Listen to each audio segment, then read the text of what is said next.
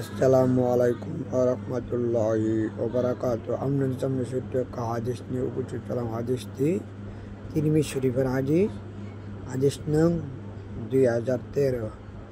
নবী করিম সাল্লাল্লাহু বলেছেন, যে ব্যক্তি যে কোনো আমার উম্মত 5 ওয়াক্ত নামাজ আদায় করলো, সে 50 ওয়াক্ত নামাজ আদায় সওয়াব পাওয়া যাবে। সুবহানাল্লাহ। তাহলে আমরা নামাজ অনেকে পড়ি না। তাহলে হাদিস শরীফে আসে যে আমার নবী বলেছেন যে আমার যে কোনো উম্মত 5 ওয়াক্ত নামাজ পড়ে 50 ওয়াক্ত আল্লাহ নেকি লিখে দিবেন। তাহলে আমরা 5 ওয়াক্ত নামাজ অনেকে পড়ি না। অনেকে ওয়াক্ত বললে আরেক ওয়াক্ত পড়ি না, আবার অনেকে একদিন বললে আরেক দিন পড়ে না, আবার অনেক আছে শুক্রবারে পড়ে আর বলা পড়ে না। নামাজ 5 ওয়াক্ত পড়তে হবে। নামাজি 5 রকমের আছে।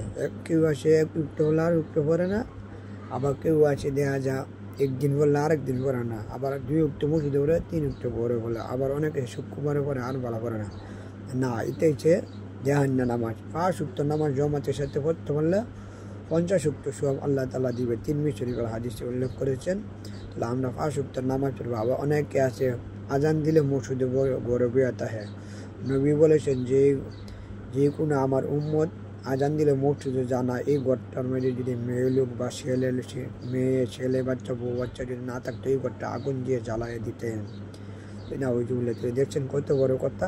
তাহলে আমরা আজান দিলে ঘরে বসে থাকবো না, মসজিদে জমাতের সাথে নামাজ পড়বো। আর নবী বলেছেন যে নামাজ পড়ে না তে মুসলমান স্বীকার করা হারাম।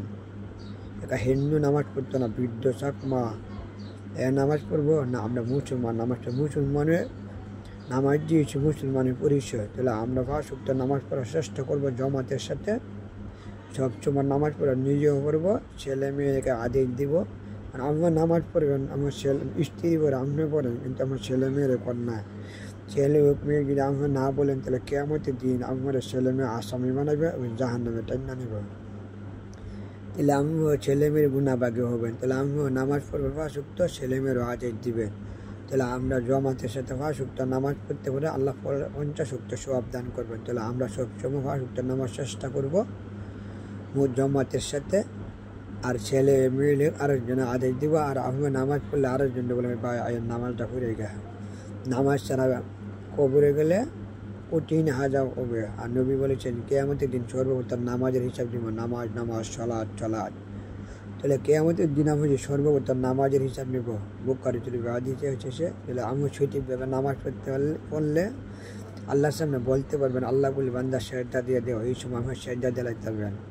আর বিবাহ যুক্ত নামাজ দুনিয়াতে পারছেন না, এই সময় লোহার মতো শক্ত করলে ভিড়টা হাজার চেষ্টা করলে আমরা সেজদা দিতে পারবেন না। এই সময় নামাজি বেনামাজি বাক হয়ে যাবো। তাহলে আমরা 5 ওয়াক্ত নামাজ পড়বো, মৃত্যুর আগ পর্যন্ত 5 ওয়াক্ত নামাজ পড়বো। আরেকজন নামাজ পড়তে আদেশ দিব। তাহলে 5 ওয়াক্ত নামাজ পড়তে আল্লাহ 50 ওয়াক্ত সওয়াব দান করবেন। আমার সওয়াব দান তিরমিজি শরীফে হাদিসে উল্লেখ করে। তাহলে আমরা সব 5 ওয়াক্ত নামাজ পড়বো।